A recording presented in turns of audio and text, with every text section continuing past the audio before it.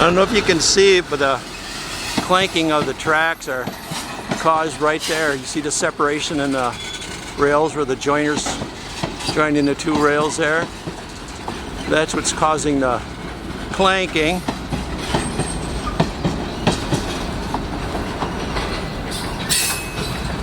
Perfectly safe though. Just in case you're wondering what was making that noise.